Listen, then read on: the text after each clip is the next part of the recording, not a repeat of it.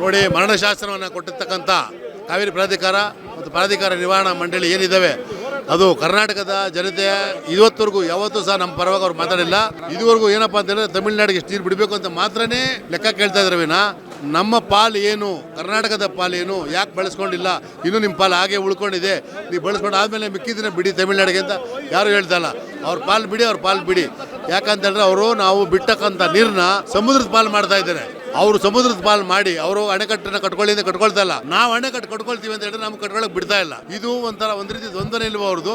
ಅವರು ಉದ್ದೇಶಪೂರ್ವಕವಾಗಿ ನಮ್ಮ ರಾಜ್ಯದ ಕನ್ನಡಿಗರನ್ನ ತೊಂದರೆಗೀಡು ಮಾಡಬೇಕನ್ನೋ ಉದ್ದೇಶದಿಂದನೇ ತಮಿಳುನಾಡು ನಮಗೆ ಪ್ರತಿನಿತ್ಯ ತೊಂದರೆಯನ್ನು ಕೊಡ್ತಾ ಇದೆ.